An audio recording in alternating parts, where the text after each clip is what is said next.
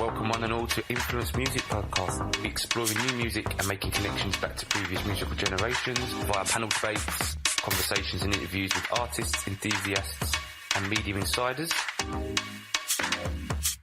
Welcome one and all to Influenced Music Podcast, episode 8. Thank you very much for joining us. Following on from our Guilty Pleasures episode, we've decided to do an episode it's a little bit more serious but less intense. We're going to go through all our previous episodes, all the content on our blog and anything that we see coming up, and just some general chit-chat and information. We generally try to stick to a topic. Today is a bit more free-flowing and off the cuff, so we hope you enjoy it. I am joined by my regular co-host, Lee the New Beatmaker. Lee, how are you today? I'm good. Thank you very much. To anyone that's listened to episode 7, the Guilty Pleasures, we will be revisiting that because we did the episode blind, so we hadn't seen each other's playlists. But subsequently, I've listened to all their selections, and there's definitely some of them that are pleasures, but there's a lot of them they should feel guilty about. So when my other co-host, Mark, hope you're good, mate, when he's available, I'll be all over the pair of them. So I suppose we'll talk through the 7 episodes that we've done so far, from 1 to 7, just to get you familiar with them. We've hoped you've enjoyed them. We've enjoyed doing them. And then we're going to go through all our content on our blog, the music reviews we've done, things coming up, and just a few bits and pieces that me and Lee just wanted to chat about. Starting with the episodes, our very first episode, 2 months ago now, it's gone so quickly. Episode 1 was our favourite current UK artist. It is our most listened to episode to date, so thank you to all the listeners that have listened to it. We hope you enjoyed it. I've seen Green Tea ping absolutely everywhere on everybody's music. Nice. In fact, on this week's recommended playlist, which is available on iTunes and Spotify, so just hit us up for that. There is a new Green Tea Peng track with Soulboy, I think it is, which is kind of a dub orientated track that I'm really into. We've also been in contact with Lee's pick, that was Chinatown Slalom. Yes, they seem very appreciative of us taking the time to really enthuse, which is always nice for someone to appreciate how you appreciate them. And then we went with a little bit of a divert because our second episode was an interview with Ella M, a very talented singer-songwriter that's from the UK but based out in the States. But because of all the social activity that was going on at the time, Ella talked a little bit about the political situation and the Black Lives Matter movement. Although we think it's a really important cause, we were also aware that it can be very sensitive to people, and we kind of really wanted to try and keep it to music. But props go out to Ella. She wanted to talk about it, and I think she came across really, really well. And I'd like to get her back on the show at one point so we could talk more about her music, her forthcoming album, and the projects that she's doing, because I don't think we gave her enough scope on that sense of things. But I also think it was the right decision to have the conversation that we had. The next episode after that was our favourite 80s music producer. We had a little bit of debate about that. I thoroughly enjoyed it. I was absolutely gassed when I got hit up on Instagram by Jam and Lewis, like literally rung my mum up. Mum, you never guess what just happened. It was a great episode. I think it was always going to be a win because we were talking about such iconic producers. Their music will last generations and generations to come. And whether you've heard their music before, you definitely know their music through other artists or samples or familiar sounds that's just around you all the time. So yeah, I think that actually was one of my favourite episodes to do. I was able to kind of have a little bit of banter with the other guys and talk about music from another generation rather than the music that I grew up to. Because bear in mind, although there were 80s producers and I'm an 80s kid, I didn't really get into my own personal music taste into the 90s. Episode 4 was the rap album that influenced us the most. Wow, I really enjoyed that episode because Mark Anthony, big shout out to you. His pick was kind of out there and I didn't see it coming. He picked Diggable Planets Reaching. It allowed me to go back to the album, and my appreciation for it now is so much more than it was when it came out. I mean, I didn't give it the grace it deserved without any cause. However, it also kind of feeds into my personal music taste. It is essentially a jazz album with hip-hop on it. That's the way I would put it. And going forward, you'll see that reference come a lot. We're going to have an episode of a kind of jazz timeline starting from the kind of 80s Sade era right through to how jazz is influencing hip-hop today in terms of those really predominant jazz producers, organisers, such as Terrence Martin or Robert Glasper, that are really kind of out there doing their thing. So it all comes together. I mean, I'm going a little bit off track here, but again, the last couple of years, that first Masego album just blew my mind. I thought it was absolutely fantastic. But here's a guy who's a jazz musician, effectively. So, I mean, it's always the centrepiece of my taste. It always kind of comes full circle back to that. And then the other thing I really liked about that episode, going back, sorry, I do apologise, was the fact that Lee picked an album that was an instrumental album. So that J Dilla album, J Dilla's Donuts, is something that everybody should listen to and have in their collection. But yeah, it was just nice to everybody went a completely different direction with it. On to our next episode, which was, so we did our album of the decade, which was mine was K-Tronada's 99.9%. Lee did Kendrick Lamar's Pimp a Butterfly, and Mark did The Gorillaz' Humans. All very, very different albums. Then we move on to episode 6, something that we wanted to talk about because it was one of those years where we just felt there were so many good albums. Most years you will always get good music, but good albums is something completely different. Those bodies of work that you don't skip a track, that they're hard to come by. And in the year 2000 we just had a magnitude of them.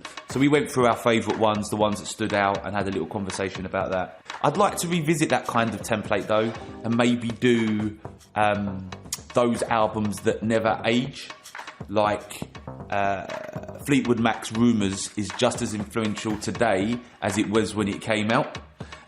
You know, it's timeless in the sense that it still seems ahead of its time, even though, you know, it was done all that time ago, and people are still trying to trump it today, which is weird because I always think of that album every time I think of or listen to that first Haim album. And then we moved on to we wanted to lighten the mood a little bit. I mean, a lot of our episodes are heavy on the music talk. So we decided to do an episode on guilty pleasures. Those tracks that we love that you wouldn't expect us to have in our repertoire. And we just had a little bit of a chat about it. And some of them just gave me flashbacks. Other ones did make me cringe, I'm not going to lie. So it was really, really good. And we will be talking about those again because I did thoroughly enjoy that. So, and then we're here today. So Lee gave me an interesting fact today as we got online, that a year ago, me and him and a bunch of my music friends, big shout out to the Bajawa brothers, Ben, to Brownie and all my crew, we was at Somerset House for Solection. It was an amazing day. It was absolutely fantastic. We saw Xylo, so big shout out to Xylo. We're following your music all the time, always featuring on our playlists. Joe K was there, obviously. We bumped into Complexion. So if any of you have ever listened to the Future Beat show that comes on Westside Radio, that's done by DJ Complexion. It's phenomenal. Go check it out. We bumped into so many people. I mean, there was Goldlink was the surprise guest. It was good to see him out there. Yep. Didn't Sango do a set as well on that cha cha cha cha cha cha cha cha cha? Yeah, it was a really, really good day. Actually, Joe K's back for the Joe K Experience in September. I have tickets, but with all this COVID stuff going on, I don't think it's going to happen. I think it's going to be another cancelled event.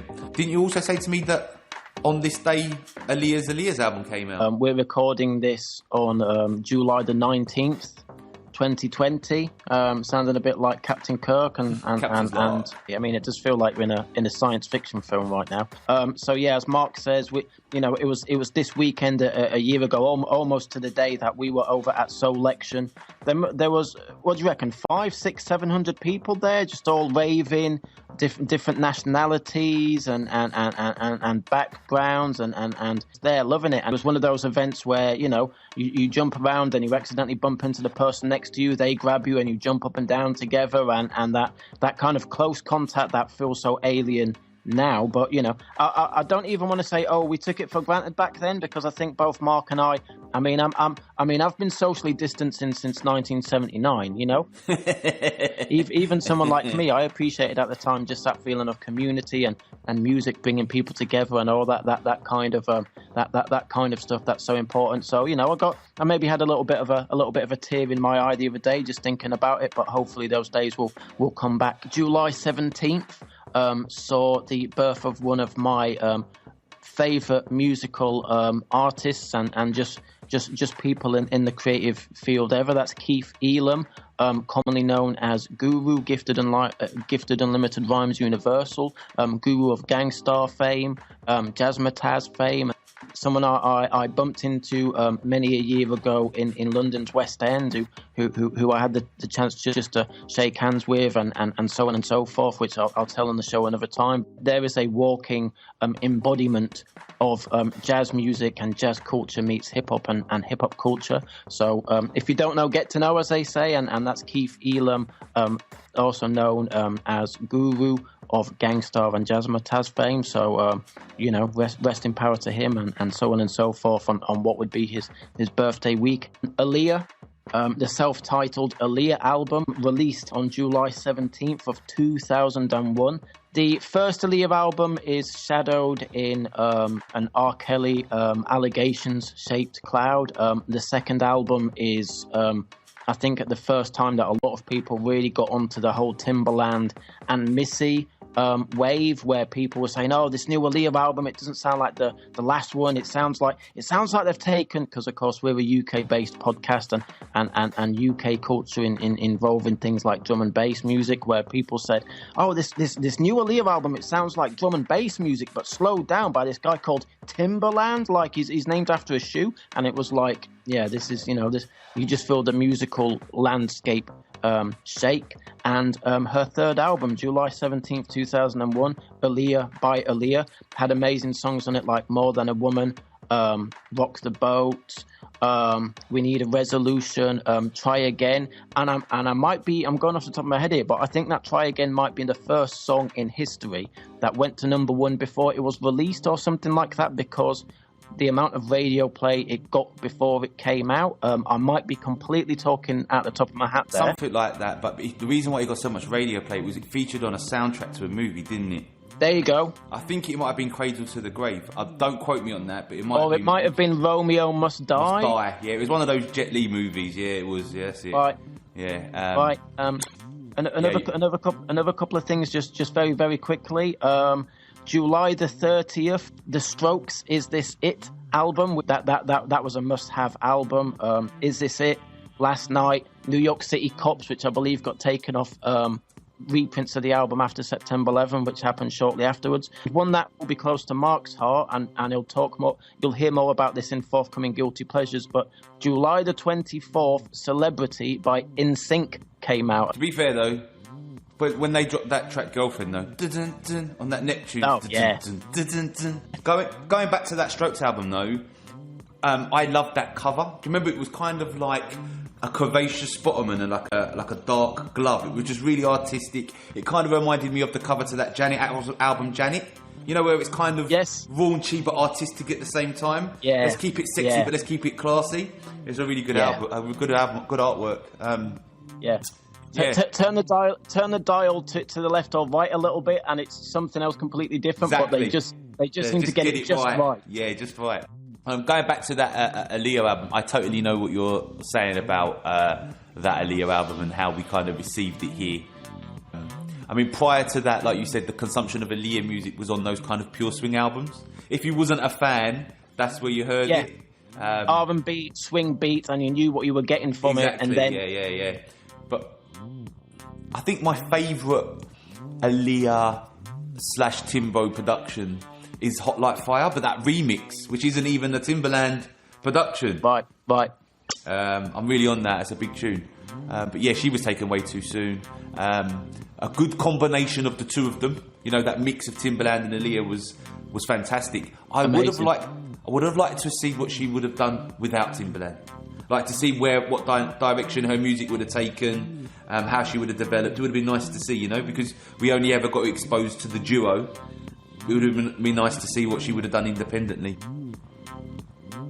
Yeah, I suppose from this point we should go into... I want to have a little quick mention about our vlog that's coming up soon, because like Lee said, on this day we went to Soul Election, but before we went to Soul Election we did go out for food, rooftop bar, a little chill, and then we hit the gig. We are going to be starting a vlog called Food and Gig, where we will be doing that on a repetition all over the country. So we'll be hitting some of the top music venues where some of the artists that we love to go and see will be playing. But before that, we'll be eating at various types of places in the local vicinity to the gig.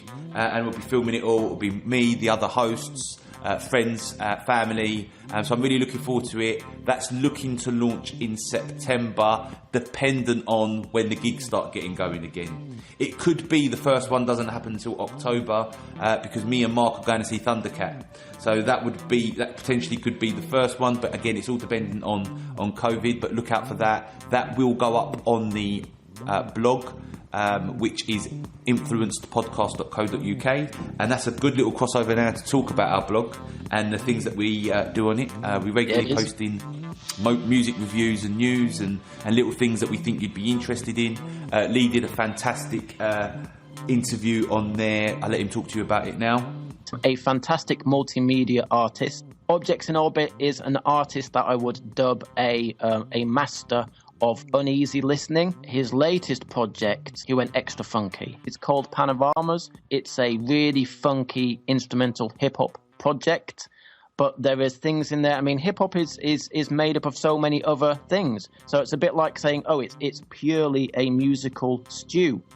So you've got some West African time signatures in here, some 3/4 jazz elements, some of these uneasy listening, rocky kind of moments. But overall, it's this really funky and loose hip-hop album. Arguably my favourite album of the year. He recorded it from about September to January of this year. So to hear him talk about things like economic crashes and physical illness, not for the faint of heart, folks. It's not for the faint of heart. You know. But, you know, we got to sit down and discuss via the power of the internet some of the influences that went into this project. So talked about one of his biggest influences, which he is not a Prince Paul clone. Far from it. But he and I had discussions about Prince Paul previously. We're both massive De La Soul fans. We're both massive Gravediggers fans. And, you know, we've influenced being so much about exploring new music and celebrating the artists that came before, the musical ancestors, so on and so forth. He was gracious enough to spend some time talking about what makes Prince Paul so special to him. So you can check that out at influencepodcast.co.uk. It's me, Lee, talking to the one and only Objects in Orbit. Shout out to Objects. Go listen. It is one of your favourite albums of the year so far. You can also it's an amazing album. Check out on our blog. Lee has put that in there in our mid-year review. So on the blog, we've put a mid-year review albums that we've liked up to this point. So far, I kind of feel like both of us believe that 2020 music-wise has been the year of The Alchemist, because he dropped Alfredo with Freddie Gibbs, which literally was just a banger. Big shout out to Freddie Gibbs, because Bandana in 2019 could have been my album of the year then as well. So it's back to back for Freddie Gibbs, and that's been reflected in a new record contract for him. So big shout out to Freddie Gibbs. Follow him on Instagram, because it is great music, but he's hilarious as well. He's a very, very funny guy. So The Alchemist also involved in an amazing album, The Price of Tea in China, with long-time Alchemist collaborator and an MC that I have criminally slept on, Detroit's own Boldy James. I mean, it's again, a great album. Go and check it out. It definitely deserves to be on the list. So that's two. Third one of the Alchemist trilogy is the Conway Project Lulu, which is... I hadn't listened to that until you'd put it on the list. Yeah, I mean, so also on the list we've got a Beats album, because we always have to have a Beats album. That was me. I put in there Knowledge's 1988. It is a banger. If you don't like instrumental music, leave it alone. If you love a beat, let's get all over it.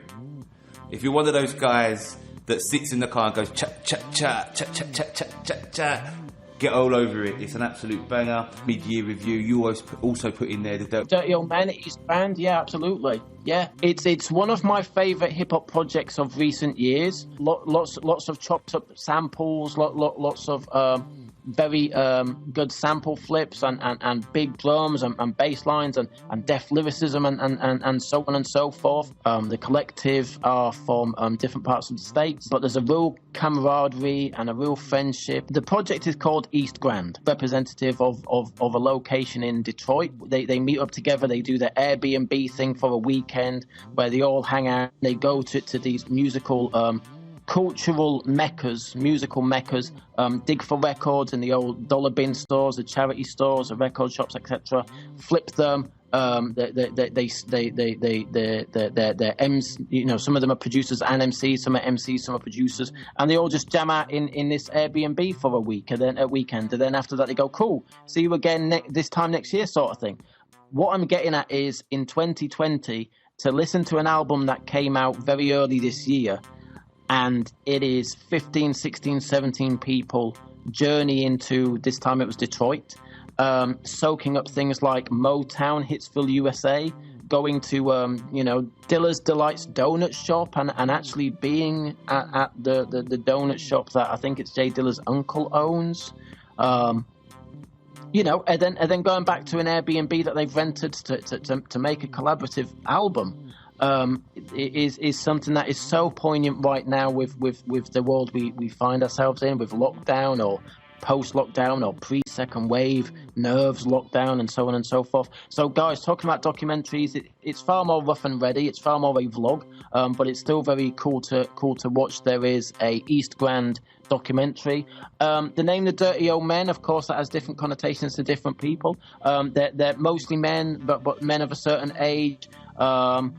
They get their hands dirty chopping the records and digging dusty vinyl and whatnot. So, there's the odd swear word here and there, but it's not some kind of Two Live Crew or something ultra not safe for work. Do you know what I mean? There might be the odd swear word there, but there's a song on there called Cherries and Blueberries, which has this spoken word ending that it will bring a tear to one's eye, especially with things like the Black Lives Matter movement and so on. Shout out to Jay Bishop and everyone else. Dirty Old Men, that's me.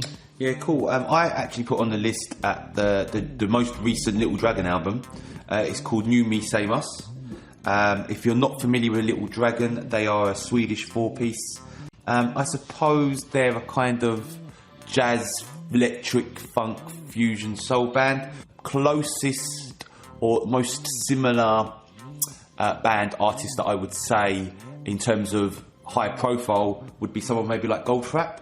But I would say they're more like... I don't know if you're familiar with Haters Coyote, or maybe like a UK version would be maybe like a Luna George, which is weird because they both featured on that Kate Renata album as well. So it's a little bit weird but I mean, that's why you can see the similarities there as well. It's chilled, it's electronic, it's funky, it's their first album in 3 years. It's quintessentially Little Dragon. It's what you would expect from a Little Dragon album. It's not one of their albums where they've come out and they've tried to do something new or inventive. They've gone back to their mainstay of albums 1 and albums 2. It's a must-have in your collection for the year. I think you'll thoroughly enjoy it if you like those bands that I previously spoke about, or if you're a Katra fan of that first Katra album, you'll get it. It's that kind of... Is it funk, or is it kind of house, or is it electric? But the most important thing about Little Dragon is the vocals. Their lead vocalist, who, again, if I get her name incorrect, please forgive me. I believe you pronounce it Yukimi Nagano. Is fantastic. She's got such a voice that fits with the music. Yeah, I'm a massive fan. And big shout out to Eleanor Stewart, because she's a bigger Little Dragon fan than I am. I must admit I was quicker onto this album when it came out, but if you want more detail on Little Dragon, I would say hit her up, because she's a bit of an expert when it comes to Little Dragon. We also put on our list a couple of albums that we reviewed. We've previously spoke about the Fred Again album, the Cleo Rose album. Rose in the Dark was the first album I reviewed for the blog. I'm a big fan of it. Lee, would you say it's just old school soul? old school soul with a modern twist. I like to use certain phrases that play Lee Bingo. I would call it classical yet contemporary. Is that fair? Yeah. It's classical in the vocals and contemporary in the production, and that's what kind of keeps it up to date. But it's one of those albums that you will enjoy. But if you recommended it to your mum, she'd love it as well. I think these kind of albums are good for the summer when you're outside and you're chilling, you're having a barbecue, you've got friends round, because the lyrics are heartfelt and meaningful, so they're good to listen to. It's about love and pain and all those things that you expect to hear in soul music. But not only that, it's quite relaxing. The production washes over you. It's soothing. It's atmospheric. So it's one of those albums that I've been recommending all year round. So yeah, definitely go and check that out. Check out our review on that one. We've already spoke about the Conway album. The next one on the list is quite important to us because, like we said before, it could be our first episode of our vlog. Would be Thundercat, It Is What It Is. Now, I don't need to talk about this album too much if you know who Thundercat is, because once you mention his name, you know it is going to be brilliant. End of story.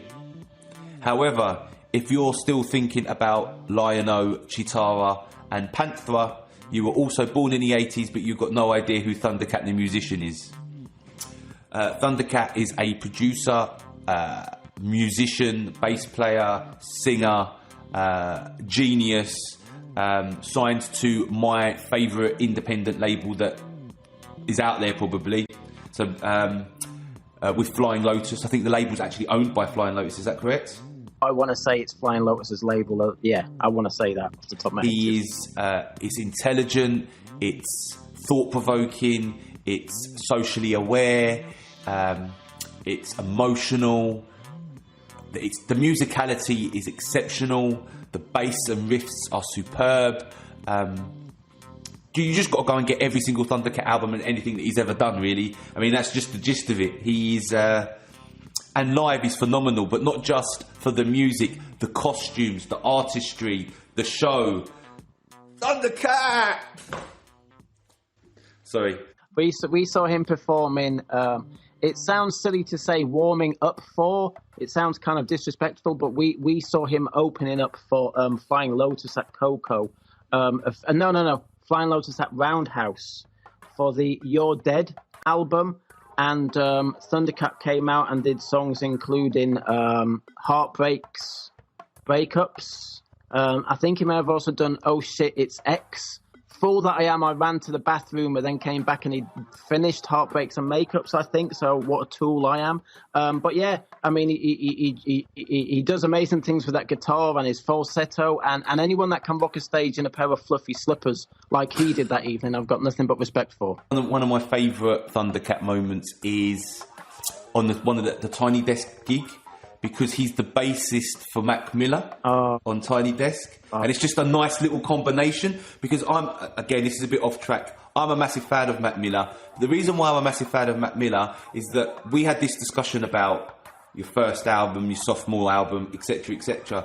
This is an artist whose musicality improved album after album after album after album. And when you speak to people that are extremely talented, I'm talking about people that are musically talented, musicians such as Anderson .Paak, they don't have a bad word to say about the guy, because he was just he wasn't a rapper, he was constantly trying to absorb as much music as he could to be a musician, to be well-rounded. So loads of love goes out to Mac Miller. Check out every Mac Miller project, but check out the Tiny Desk, because that combination of Thundercat and Mac Miller, it just works. It's just really special. The label we were talking about, so I should mention the label name, is Brainfeeder. Other artists on the label are obviously Flying Lotus, as we mentioned. I'm a big fan of Sammy Yam as well. When I was more heavily into my Than You Beatmaker guys, and shout out to people like B-Boy Tech Report, BeatTapeCoop.com, BeatTips.com, AlcotaBeats.com for showing me love when I was more heavily into the beat tapes than I am now. Sam I Am was one of them dudes that I really, there was a certain point where I don't want to say I wanted to sound like them, but the same way that they made me do the screw face and the head bobbing and just zoning out to their beats. It was Sam I Am, Flying Lotus, Act Right, Illingsworth, Mecha 83, Radius, Sev Severe, K15, who is someone that we need to talk about at a certain time as well. But looping back, Sam I Am, absolutely. I think Sam I Am is slept on. Not only that, I do believe that George Clinton's currently on the label as well. So all the new. I didn't realise that / had forgotten that momentarily, but yeah, talking about a meeting of the minds. Yeah, and you can totally see that like if I was going to compare Thundercat to an artist, like iconically, visually, it would be George Clinton. That would be the direct comparison, wouldn't it? So yeah, definitely go check out that album. Check out everything that he's done. Go to the gig. The gig is at the Roundhouse, I believe, in October. I think it's October the 11th. Get your tickets. They are still available. Look, even if it doesn't happen and you get your money back, do that because you just don't want to miss it. It's a must. We also, another album that you put on there, Lee, was West Side Gun, Pray for Paris. How you can be, I mean, again, talk about a sense of, today's topic is documentaries I haven't yet watched and artists and creatives who know their self-worth. To be someone who never wanted to be an MC, which West Side Gun says he never wanted to be an MC, but when things happened within his Griselda musical unit, so that they didn't lose momentum to the traction that their music was already gaining, he stepped up. He stepped up and he either became an MC or he did more music, even though he was like, I don't really want to be doing this rapping. I'm not a rapper. I'm the person behind the scenes doing the business deals. He stepped up to keep Griselda going when various things had happened, which would have sent people of less fortitude back. Things with Benny the Butcher and of course things that Conway had to overcome. Talk about walk a mile in someone else's shoes. I wouldn't last a footstep in what they've had to overcome. So salutes to those guys. But West Side Gun in his musical style, I would say is one part Raekwon and Ghostface, one part Cool G rap, one part Kanye West, one part Pharrell Williams, one part Jimmy Cornette wrestling. One part Joe Pesci, that master of the macabre. Some of the stuff that comes out of West Side Gun's mouth is just so surreal and so horrific and so vivid and so psychedelic. He's like I say, how you are one part Cool G rap and one part Kanye West and still be.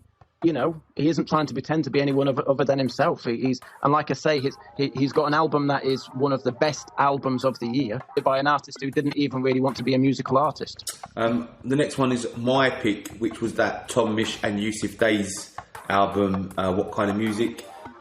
This is a soft jazz soul album.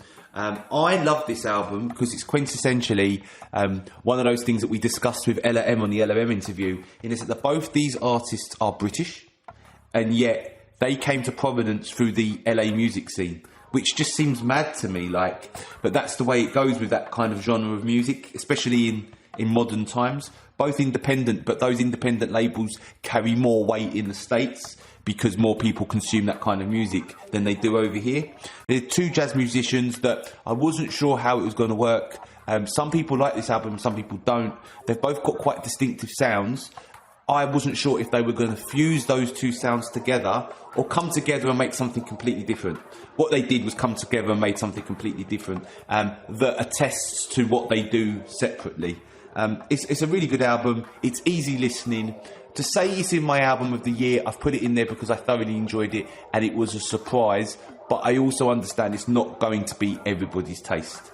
It is soft, very much like the Kwamanichi album Travellers. Yeah, I really like that album, but I also understand it's those instrumental things or those kind of soft, subtle kind of music aren't for everybody. But I mean, I think that if you listen to it, you can hear, with the nature of the show being influenced, you can hear how they're influenced. And it also attests to what we were talking to before, the prominence of the Terrace Martins, the Robert Glaspers, people like Tom Misch here, that are using that jazz and taking it into a new crossover kind of direction. Very much like Sade did back in the day, hence why we're going to have that discussion later on. But for your music to last the test of time, I know it sounds sad, but fundamentally, it doesn't just need to have critical acclaim. It needs to be successful. It has to sell. Because once it sells, it gives the opportunity to the next generation trying to do the same music to do the same thing. We would have loved Sade, whether it sold or not. But the fact that it sold meant the next generation of jazz artists coming after her are more likely to get signed. Because the record labels made money.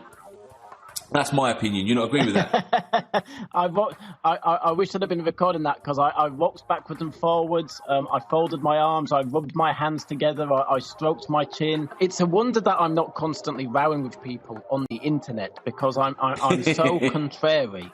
Are you saying that in 2020 you have to sell a lot, or that in the days of Sade, she had both a critical and a commercial success which was needed at the time? Yeah, at the time. Okay. I mean, nowadays you don't have to sell, but what I'm saying is that if Tom Misch, okay, because we're not selling records now, we're streaming units. If Tom Misch successfully streams a lot of units, then the next 3 years, if a jazz-like musician comes up and says, oh, this is the kind of music I want to do, the labels are listening because they've seen the success of Tom Misch. Where if you don't have the success of Tom Misch, their argument's going to be, oh, do you know what, that music doesn't sell, like we were talking before. And it doesn't. I mean, in this day and age, we don't depend on record labels like we do, but you still need funding in some point or another. I mean, it's really weird. If you ever listen to Puff Daddy says, if Flavour in Your Ear didn't sell, and he didn't have that gimmick of the Big Mac box and sending the tape out like that, you never get any of those Bad Boy records. And Mark, because carry on. The funding gets pulled. It wasn't his own money. Like, he didn't put up his own money to make a record label. You've got to take the money from someone. And do you know what? So I could talk about Flavour in Your Ear all day, because there was a time where, rest in peace to Craig Mack, there was a time where Craig Mack was bigger on Bad Boy than Biggie was. Yeah, of course. And of course. it was Flavour in Your... I mean, you say, of course, because we know, but it was the first single. You will hear people with a revisionist history, or maybe they see Wikipedia and they go, I mean, Biggie was, of course, larger than life. Pardon the awful unintended pun there. But there was a time where, I mean, Flavour in Your Ear was fucking massive, absolutely massive. You could not move for that and the remix. Yeah, but it's so big. Well, I'm going to say that it was because the original track was such a success. The features that they got on the remix at the time was everybody. Anybody that was anybody was on that. They featured, because that's how big a single that they had. So whether he was a marketing genius or not, in terms of Puffy getting the music out there, that success made the label. Like, his whole career is made. Let's be honest. Like, he worked for Darrell, so we all knew who he was prior to Bad Boy, and he was a great spotter of talent. But I'm saying, as a record label, if you don't have that success, then the bank's never going to give you any more money. And of course, what's so interesting is with your armchair A&R hat on, like I have, Flavour in Your Ear is massive. Who's the first MC that you have on the remix, while you've got people's attention? Your next release. Yeah. Yeah, your next release. Yeah, your next release. Biggie. Because, hang on a minute, I've just sold all these units. Let us, very much like Dre did with Snoop, let me introduce the next artist that I'm going to sell. So, very much so. Going back to talking about these albums. So yeah. I said, you put Run the Jewels 4 on there, didn't you? Right. Talking about easy listening albums by two esteemed artists. Before we get into this, before we discuss it, I always have a problem with the Run the Jewels albums, and the problem that I have with them is not that any of them are great, like are not good. It's just that it's that same problem of it was great, and each one's still good, but not better than the one before. Ooh. I think that this instalment of Run the Jewels is the one that has grabbed my attention and sustained it the most. And everybody said that. Like, when I've read reviews and stuff, they all agree it wasn't that way for me. But anyway, go on, let's go into it. Do you know? I Was it really not? I don't know. I just kind of always have an air of disappointment with them, and it's not fair because they're all very good. It's a bit like that last Jay Electronica album. It's not that it wasn't good. It's just that, was it great? And when you get artists like this now, I've got to that stage where I expect great, and it's not fair. Right, can we go back to the Jay Electronica album in a few minutes' time? Because I've just written down that there was 1 or 2 albums absent from the list, and 2. One I goofed up and forgot to just write it, and the second one was Jay Elec, and I wanted to come back to that in a few moments. But please continue with the Run the Jewels dilemma, shall we say? I think that what maybe is happening with yourself and Run the Jewels is that because LP is so amazing and Killer Mike is so amazing, I feel like it's a bit like, for the Star Wars fans out there, when you so loved the first three, and New Hope, Empire Strikes Back, Return of the Jedi, how could you ever live up to the expectations of those first 3 albums? So, I mean, it's interesting, isn't it? Because would it be fair to say that we've put albums on this list that one would say, and I know that it's difficult and crude sometimes to mark music in this way, but would you say these albums are all 4 out of 5 and up? Now you're talking about it. There would be an argument. I've put the Tom Misch Yusuf Days one on there, but there would be an argument. I'd be very happy to say that this album is just as good as that one. However, that was because my expectation from Tom Misch and Yusuf Days was fulfilled, where my expectation for this one wasn't fulfilled. Right. I think that's what, and that's not fair, but I mean, that's how I'm addressing it. It's not that it's a bad album. It's like you've just said, they're brilliant, so why isn't the album brilliant? And also, we've got to be quick to point out here, we're talking about your favourite albums of the past 6 months. Exactly. We're not getting out a chemistry set and going, oh, well, 100 people rated this album as 9 out of 10, and here's a graph and here's a pie chart, and if I don't put this, you know. Sure. Two albums that are missing from me, and I have to admit, one of them was a pure goof up on my part. So apologies to a beat tape mainstay who goes by the name of Boom Baptist. boombaptist.bandcamp.com, which isn't very easy for me to say, with his fantastic Boom Shaka Laka Laka project, which I didn't give Mark any sort of pre-warning I was going to talk about, but it's a fantastic beat tape project, Mark, who right now, I'm not going to lie, Mr. The New Beatmaker over here, you are listening and more enthusiastic right now listening to beat tapes than I am. So go and check this out. I'll send you a link. Cool.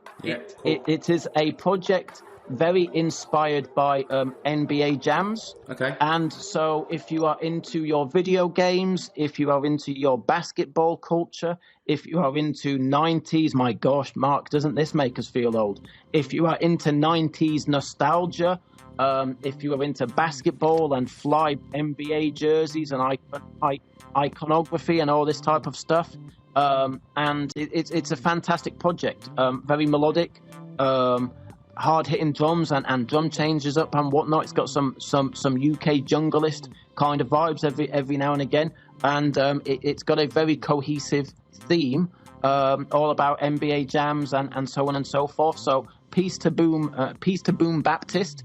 He and I've had a little bit of a Facebook rapport here and there, so I apologise. I goofed up. I meant to put this project on the list, and then I posted it, I shared it, and I had an oh shit moment. And another project that I've wanted Mark Williams' opinion on, and we've kind of had similar.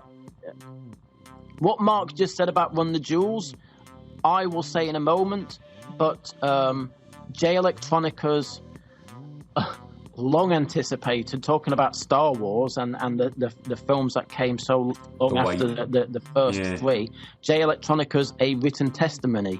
Mark, do you want to go first on what you think about that album? it gets worse the more you listen to it. Oh shit! The reason why I say, and that sounds harsh, and I'm not trying to be controversial, but what you've just said there in the terms of the expectation, the hype, the wait, the want. When this album came out, I was buzzing, and the first time I put it on, I loved it, and I was in love with it. But it was because I'd been waiting so long for a Jay Electronica album. The more you listen to it and the more you analyse it, you do start, like, have I played it that much since? Not really. But you start to realise, is it better? It's definitely not better. Like, he's not moved his sound, his music forward. Is it a bad album? No. I mean, am I still going to give it a 3.5 or 4 out of 5? Yeah, probably. But I'm expecting, it's the same thing, I'm expecting 5 out of 5. Like, all the time. Because that's what happens. Like, it's like I was saying about Thundercat. The problem is, if Thundercat now does an average album, the first time I listen to it, I'll still love it because it's Thundercat. But then when you go through it and you readdress it and you listen to it, then you stop playing it because you played the other Thundercat albums that you like more. That's what happened with the Jay Electronica album. It's exactly what happened with Blueprint 2. Blueprint 2 came out and Blueprint 2 is a brilliant album, but have I played it as much as Blueprint 1? No. Nowhere near as much. So that's my opinion. I'm sorry if I upset you, Jay. I still love you. Your music's great, but there's a but. That's all. And again, Mark Williams knows that Jay-Z's Blueprint 2 album is an album that is dear to both our hearts. I shouldn't say it's dear to my heart. Yeah, it's dear to both our hearts. And me and Mark have used Blueprint 2 as an example of inside a good album, there is a fantastic album if you trim the fat, so to speak, and hopefully in the coming weeks and months, yes, it's an album that we can take to the cutting room and kind of trim around and go, look, here's an album that was 7. Some people would say 6.5, which we now make a 9, because I think there's some of Jay's greatest work on the album, but at the same time, there's some real stinkers. And there's some things that at the time made my eyes roll, and 10 September 11, 2001, 19 years later, those things that made my eyes roll at the time, my eyes fall out of my head rolling. I feel like Jay Electronica had become a victim of, I mean, again, we were talking about various artists' mystique, and I feel like Jay Electronica's mystique has kind of harmed him in his later career, because I saw Jay Electronica as being like a some sort of mysterious, mystical Jedi Knight type individual with very little, as far as he didn't post a lot of things on the internet. The first time I heard about him was Erykah Badu singing his praises in an interview that was so old that it was back on the MySpace days. And Erykah Badu was talking about Jay Electronica in such a way that without any material from him, I'm not going to lie, I thought that Jay Electronica, the way she was talking about him, was going to be an alter ego of herself in a way that maybe a Prince would say Jamie Starr. Do you see what I mean? So with Erykah Badu being so enigmatic, I thought she was talking about a project that you were never going to see who did it, and it was really going to be her. So that's how far back we go. I'm not talking about oh, you mean when they were dating? No, this is years before that. So things to me like DMT, A Prayer for Mike Vick and T.I., where he was rapping over the unreleased or the not very well-known Jay Dilla beats, and he would rap his arse off. The 5%, type of stuff again, where it's quasi-Islamic this, then it's Buddhist that, then it's Jedi this, then it's Black Power, then it's just saying fly shit that you then break down to. So, from the early 2000s, I mean, this is a time of OKPlayer.com, Nah Right, people like the Cool Kids, Wale, Lupe Fiasco, maybe even around the time of when Kanye West was breaking out into his own light. So this is how far we're going back, listeners, just to give, because I think that some people, I mean, a friend of mine, he's 21 years old, and he's very respectful of the DJ Premiers, and he loves DJ Premier, and he loves Jay Dilla.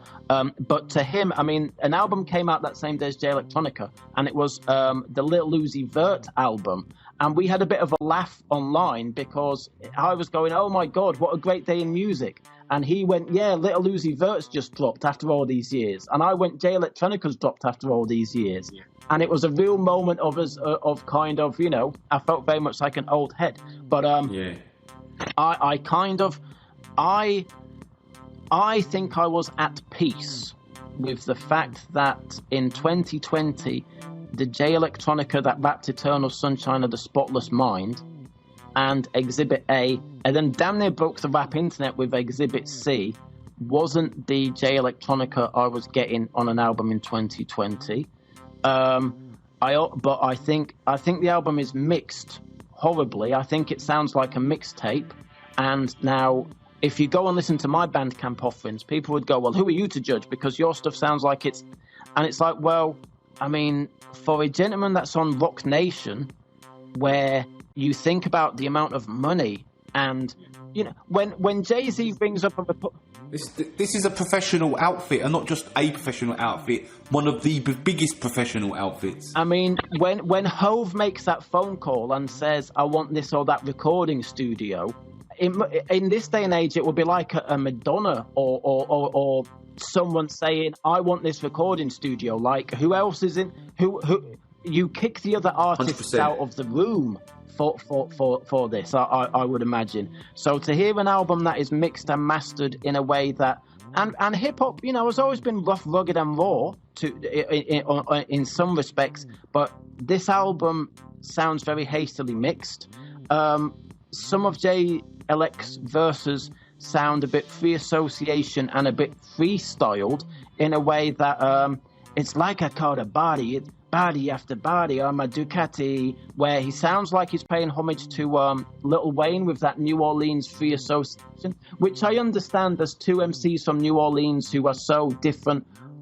Yeah. And the fact that if you think that all that Jay-Z has ever talked about is money, do you fools listen to music or do you just skim through it? I mean, there was a time where Jay-Z was you know, rocking the red, black, and green, and had the hats with the Islamic and the Egyptian iconography on them, and so on and so forth. So it might sound to some people shocking to hear Jay-Z use certain phrases, but back when we were listening to hip hop in the 90s, that was commonplace, and it was commonplace for Jay-Z as well. But my gosh, talk about if I was expecting more from Jay Elec vocally on this album. Jay-Z's verses on here are absolutely insane. I mean, I think that along with artists like Black Thought, there is an old stereotype that rappers past a certain age and approaching middle age are past it. No one told Black Thought that, and no one told Jay-Z that on this Jay Electronica album. But here's the thing, Mark. I think if they'd have mixed the album better, and I think if they'd have called it, I don't know, a song, an album title of a project that was almost like Watch the Throne 2. Yeah. Because again and again, I was quoting things on Facebook about how dope it was, and it was often Jay-Z's lines. Okay. And when the album is a Jay Electronica album, that should not be happening. Yeah. So yeah, it's an album, but I still think that some bits there. The first song, the name of which has gone out of my head, The Ghost of Soldier Slim, incredible. Universal Soldier, which is again Jay-Z and Jay Elec and James Blake singing beautifully. I mean, that sounds like something from another world to me. It's so wonderful. The one which has the acronym All Praises Due to Allah, which I can't say the acronym properly, but the one that's all about grief, and that I've got texts on my phone that I screenshot because the people are no longer with us, and both Jays are just so vulnerable on that track. It's a beautiful track. So if I was judging it by its worst points, I'd call it a 6.5. If I'm judging it by its best points, I call it an 8.5. So as a politician, I'm going to back up and say, you know, take from that what you will. But if Jay Electronica is in a better place in his life now and has found peace within himself and his beliefs and so on and so forth, and he's like, I just want to fuck the music off, who cares? Bite me. Again, like we said about Andre from Outkast, more power to you, sir. And Jay-Z, good God, how many decades later? 100%. I was a massive fan of the Little Dragon album as well, and there's a couple of other albums on there that we've done reviews on that we also popped in there. So yeah, check out the blog, look at our reviews. Big shout out to Fred again, because his EP as well is up there for one of my favourite EPs of the year. Mine too. Didn't know it. I didn't see it coming. It's not what I expected. I kind of felt like it'd be that. I knew him from the production that he's done with other UK artists, which I would consider crossover mainstream Afrobeat slash drill. You know, that kind of that UK urban music that's out at the moment, but it's all right to play on the radio. So nothing too bad. If you've got a bandana on your face, they ain't going to play it. So that's not what I knew Fred again from. He'd won a Brit Award, but what he's done here in his own EP sounds like this is the music that he loves. It's electronic, it's magical, it's expressive. Go check it out. It's definitely on the list. Also on the blog, we recently did a piece on Netflix documentaries, as Lee mentioned. Everybody's locked up at home. We all love our music, but in this day and age, there are so many great music documentaries that we said it's a must to go out there. And we are not sponsored by Netflix. We do not get any money by continuously mentioning Netflix. Other streaming providers are available. Yep, and terms and conditions apply. So please read the T&Cs and don't say Mark Williams forced you to go and get it, okay? But they're the ones that we checked out. Me and Lee are passionate about doing a show or maybe a piece about one of our favourite music documentaries slash films. I don't want to spoil it too much yet. I think it's nearly 20 years old now, this movie. I think it's something that everybody should watch. It will have you in tears at point. So look out for that episode. I'll give you warning before it comes. But I'm not going to mention the name of the film because I don't want you to watch it until we tell you to watch it. After we've spilt our emotion into it. But anyway, from the documentaries that I mentioned on Netflix, Lee recently said to me that he's watched a couple of them. We're going to have a little bit of a chat about them now. And also a couple that he's watched on Amazon Prime. There's a couple that I will always recommend to watch as well, like Oasis' Supersonic. I don't know if anyone's ever seen that, but it's a really, really good documentary. I kind of feel it's real. I feel, you know what Oasis are like, they're always themselves. They don't pretend to be anyone else. It was Oasis really being genuine. Oasis. I really enjoyed that one. Yeah, exactly, Oasis being Oasis. But the one I always come back to, I suppose because music-wise and socially at the moment that we're in, is The Black Godfather, the music documentary about Clarence Avant. Would you able to watch that? I am. No, I'm nodding here listener. I'm nodding here enthusiastic, like, oh yes. And Mark asked me if I've seen it. No, I have. Wham. It's so good. Like, it's so good. I mean, I think a lot more people now are familiar with who he was. Prior to the documentary, I'd never heard of the guy. Like, I'd heard of his record labels. I'd heard of the artists that he'd signed. I knew him, and it was quite nice to kind of watch his life journey, the eras that he's travelled through, and how the industry had changed. It's a must-watch for me. It's just really, really, really, really, really good. What's really interesting though is it's been that kind of thing with me that since you said how good the documentary was, I'd seen the Netflix advert, the trailer. Then you said no, you really need to watch that about 6 months ago, and I'm still here not seeing it. But I have seen and heard so many other people mention him since then that it's almost like, what was he invisible until very recently, and then suddenly it was like, right, now we can talk about Clarence, or you know, like when someone mentions something and never hear of someone or something, and then 4 and 5 people will mention someone definitely. You know, like I said, like there's so many people that have said that they had careers influenced by him. People that we spoke about on our blog. I mean, Jam and Lewis got their first big production gig through Clarence Avant. Bill Withers, who is one of those artists who, rest in peace, Bill Withers, but he's one of those artists that was signed very late in his life. He was an airplane engineer, And also, I know it sounds silly, he was one of those artists, in my mind, one of the first artists that came out there and did that kind of folk singer-songwriter guitar thing that wasn't white. I mean, I can't remember many people doing that. It was a real kind of 60s... Do you know what I mean? That kind of cross-pollination where you seem to have It seems really... As English people and people from the UK, I mean, the UK is far from perfect in a lot of different ways. Let's not pretend that it is. But it sometimes seems to blow our mind, doesn't it, Mark, as far as how segregated America has been in a lot of different cultural ways and musical ways. And then there are these certain pockets of people like the folk artists, and you look at folk music as being, stereotypically inherently white.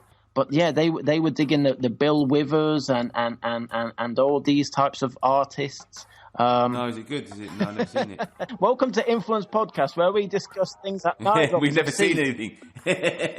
We'll call this episode that I keep meaning to check it out. But as Mark says, we watched it during, Mrs. and I watched it during lockdown, and a very intelligent gentleman who I almost wanted to make a really gross assumption and go, I think that him getting signed to a record label later in life meant he had more of a self-awareness, that meant he wasn't going to do things he wasn't comfortable with. But then again, that's making the big assumption that, I mean, I think some people come out of the womb, pardon the graphic term, with a sense of self and a sense of their own self-worth. So maybe he was just one of those types of people. But the documentary goes into the phenomenon of white record execs who were telling him, hey, we've got this guy, James Brown, and he does this funky stuff, and you should be more funky, and big horns, and where Bill was like, yeah, but you've got this guy called Bill Withers, and I do what I do, sort of thing, and just that sense of self. Yeah. And I'm telling again, people are yeah, so no, very true. And it happened again with, have you ever seen the film Whatever Happened to Sugar Man? Is that what it's called? Searching for the Sugar Man. That's it, Searching for the Sugar Man.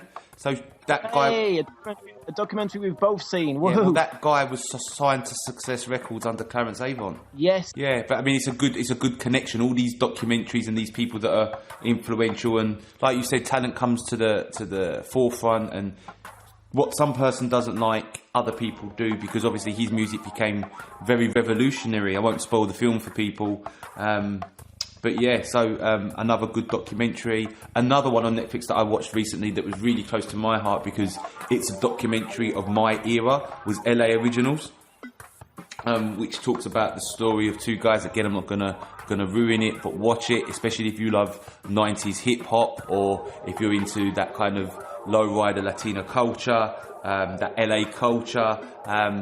Yeah, and it also shows that if you're in the industry, graft can take you a long way, because these guys had to work exceptionally hard to get to where they got to. So that was a really, really good documentary. My favourite Netflix documentary is What Happened to Miss Simone. It's about Nina Simone, who is probably, when you're talking about knowing yourself, being strong, independent, artistic, single-minded, influential, she's just an absolute icon for me. She had all sorts of problems and struggles, whether it be health or race or feminism or whatever it may be, and she always stood her ground. An absolute gem. Definitely watch it. It's very, very moving. Very moving. Watching a documentary this weekend that Mark put us on to was the Robert Johnson story, The Devil at the Crossroads. It's good, isn't it? Yeah, it's good. It's because it's the source. That type of music, that blues, is the source of all modern music today.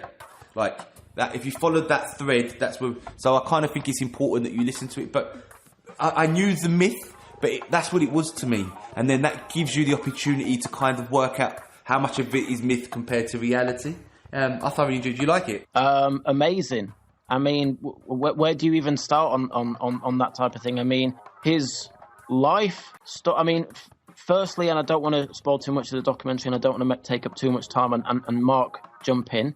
But this is a gentleman who was a quote-unquote mediocre guitar player in the Deep South at a time where there was sharecropping,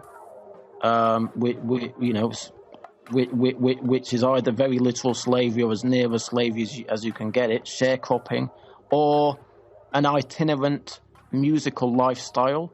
And he tried to kind of swing between the two before fully, diving headfirst into the musical lifestyle. And when we say that the musical lifestyle, we're talking about a time where the blues was sang on cotton fields and so on and so forth. But it was diametrically opposite to the southern black church who saw this music as the devil's music. So a person like Robert Johnson, you could say he didn't have a lot of friends and allies, so to speak, because you had the racism, the Klan and so on one side, and then the black church on another side saying you're doing the devil's music. And he was a person who, long before marketing campaigns and so on and so forth, he was a person that kind of seemed to have got to a point where he went, well, if this music is inherently bad by its nature or diabolic by its nature, fuck it, I'm going to go all out. There's mythology or folklore around, meeting the devil at the crossroads at midnight and trading his mortal soul for an amazing knowledge of music. The less supernatural version is he went away for a year and went and practiced, but even that had went to go and practice in graveyards late at night, which is so interesting to me as a person that I like the X-Files and all that kind of Halloween stuff. But it was kind of interesting. Came back a year later, kicking ass. There's only 2 photographs of him.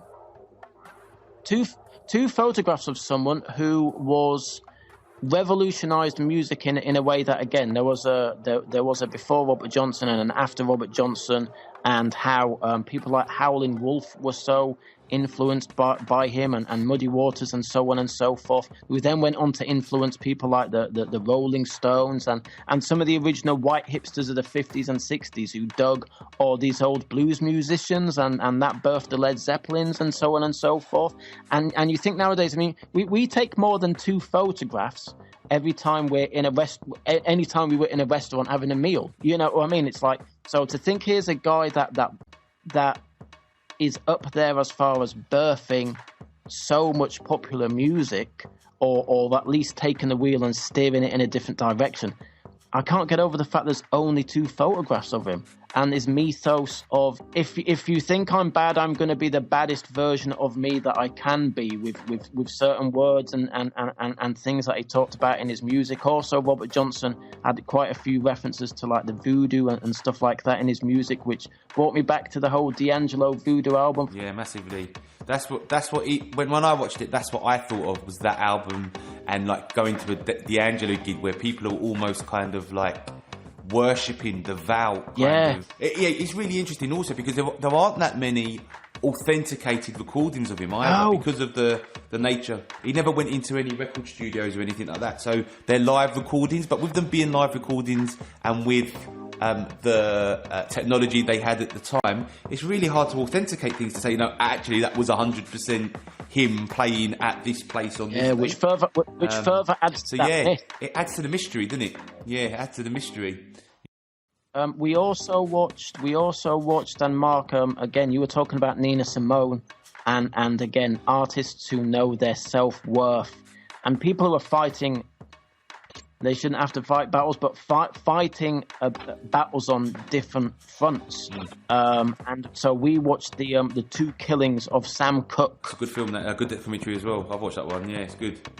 Which is, I mean, that in itself was again the things that he was trying to do. It reminded me so much of it. Sam Cooke, you can see in both the John Legends of the world musicality wise, and also the Nipsey Hussles we need to take back control of this, and I'm planting seeds for big social change, and again gone too soon, which you can read into that what you want, dear listener. Yeah, it's a good documentary actually. That one is another one that I would recommend to watch. I mean, they've got lots of them. But, I just picked out personal favourites, and also I kind of picked out the ones that kind of refer to the show because they're about people that we may talk about, or there's a direct correlation to what we've spoken on previous episodes. One of my favourite ones is Who Killed Jam Master Jay, only because I love Run DMC, and it's just quite an interesting story. Like it's still an unsolved murder, just like the Tupac one, just like the Biggie one. But because at the time he wasn't as high profile an artist, like recording artist at the time that he died, it never got the same kind of coverage. But it is a very interesting documentary. I also watched that one this weekend. I mean, that's one thing I'm going to praise Netflix about, is that by having Netflix and them having this astronomical amount of money, they're paying artists to be artists. And we have ended up with great shows from, say, like Afterlife from Ricky Gervais. We've obviously got those brilliant Netflix specials of Dave Chappelle, who I love and adore, and then we get these brilliant music documentaries, which normally never used to see the light of day because there was no way for them to make money. No, but now, amazing. But now Netflix need content all the time. It gives an opportunity for these things to be made. So again, I don't get paid by Netflix, but all streaming services. There's a brilliant one on Apple about the Beastie Boys. I don't know if you've seen that, but it's really, really good. You should check that one out as well. On Prime, you said you watched one on Prime today, did you, Lee? We recently watched Harlem Street singer, the Reverend Gary Davis story, which again is another. When I think of my first world, very privileged life, you know, and me not knowing I was born, you know what I mean? He again, born in the Deep South, almost completely blind. And if Robert Johnson went into a direction of, well, if people say it's the devil, play up that side of things, Gary Davis went exactly. And I keep wanting to laugh because as an 80s kid, there was a Radio 1 DJ called Gary Davis. And I keep having the mental picture of him like two very different Gary Davises. The Harlem Street singer, the Reverend Gary Davis story, is about a man who wanted to play blues music and so on and so forth. And he did it again with this almost supernatural ability, because you listen to these records and it's a bit like people like the Django Reinhardts and people who come later on, where you listen to this record and you go, oh, who's the guy playing the second guitar accompanying him? Because he's really good too. And then you realise when you watch the footage of him that it's him playing quote unquote both guitars, like just the dexterity, a very jazzy kind of way of playing, where it's guitar and drum and piano chords, and a gentleman who was nearly 100% blind, again growing up in these times of the Deep South where you can't overstate how horrific it was. And like I say, if Robert Johnson went to play on the whole, well, if this is the devil's music, fuck it, I'm going to embrace that image. And I use image in the loosest term possible. The Gary Davis did it the other way around, and he started to basically become a blues and gospel singer who only used his music to bring people to you know what he believed as far as God and so on and so forth. And again, as Mark was saying, like Bill Withers, Gary Davis was another one of these old Southern blues musicians. But again, his music was blues meets jazz meets country meets folk, and because of it, a lot of different types of people, like the very white 50s, 60s folk crowd in New York and those types of areas, absolutely loved him. And because he seemed to exude nothing but love of God and love of people and trying to lead them to what he felt was the right way, you know, he people loved him for who he was, and you know, but an amazing artist. And again, you know, folks, you're going to hit me over the head. I didn't know of this gentleman until we were just looking up certain documentaries. You had people on there like folk from the Grateful Dead and these types of bands. I think Taj Mahal is on there, Keb Mo, Bonnie Raitt, but I might be mixing these up. You know, when you see certain documentaries and it's in a similar kind of genre and the people are on both, so that might be the Robert Johnson documentary. But I think, listener, if I were you, I'd watch the Robert Johnson one first, then I'd go over and watch on Amazon Prime Harlem Street Singer and see two black men from the South living through awful, awful things that you just beyond awful, and see how one of them takes the black church and goes, sod that for a game of soldiers, and then the other one goes, no, what I'm going to do is I'm going to be influenced by this and I'm going to do it my way. And two sides of the same story as far as the country music and the folk music and the inspiring the rock music that came later, the Rolling Stones and so on and so forth. 3 hours well spent. So yeah, they're all our documentaries that we've been talking to you about. So yeah, check them out. Something else that we're going to be doing in the near future, which we've all kind of started doing already, is that we're going to be joined by a sneaker expert, my personal friend Ben Pecker. So big shout out to you. Each month on the beginning of the month on our episode, we're going to have a little chat just talking about the releases that have come out the month before and the ones coming out that month. We feel like the fashion, sneaker culture goes hand in hand with the music that we discuss. It's something that I'm passionate about, so we're going to start doing that. So anybody that wants to get involved in that side of it as well, please do give us a shout, whether you're an independent, a store, just a sneaker fan. Get at us on our Instagram, which is Influenced Music Podcast. I'm going to sound like Alan Partridge and his ideas for TV shows, one of them being, I believe, Monkey Tennis. Which personally, I would, as long as the animals weren't harmed, I would obviously sign up to watch Monkey Tennis. Please tell me it's called I Know You Got Soul. Oh, here we go. That's a good title. It is a good title. Well, I'm not going to take it up. No. So basically, what we're going to do is just have a segment at the beginning of our podcasts and just be putting up posts on our social media. Depending on the feedback, we might do a vlog for it as well. But we'll wait and see. But it's a good title. Is it really? No, I just wanted to make you. I just didn't want to, Sun's out, tongue's out. Yeah. Although I might do a gardening show. I've got into my gardening. Fresh beets. Well, we haven't got any beets yet, but there's courgettes and cucumbers on their way, mate. Fresh beet roots. I mean, with the influence. I like it. Fresh beet roots. We're also looking for bands, producers, music enthusiasts to be interviewed. Once again, if you've got anything that you want to throw our way to listen, to review, just to discuss, a friendly chat, if you want to be on the show, just give us a shout. Best place to contact us on that. Instagram, our Instagram handle, once again, is Influenced Music Podcast. So give us a shout. I recently put a post on there of my garden, so I hope you enjoy. Music, sneaker fashion, garden, it all goes hand in hand. The music Monty Don has spoken. Yeah, and welcome to Gangster's Gardener's World. So I hope you've enjoyed this episode. We'll be coming back with, it won't be just me and Lee freestyling it. It'll be more structured like our normal format. Once again, that format would be the show, the topic, and the accompanying playlist that you should check out, so you can hear what we've been discussing over the 40 minutes to an hour, whatever it may be. And we have got a special coming, which will probably be done before the end of August, which will be our jazz timeline. And that will be probably 2 shows of an hour long each show, or we might try and do it in one stint.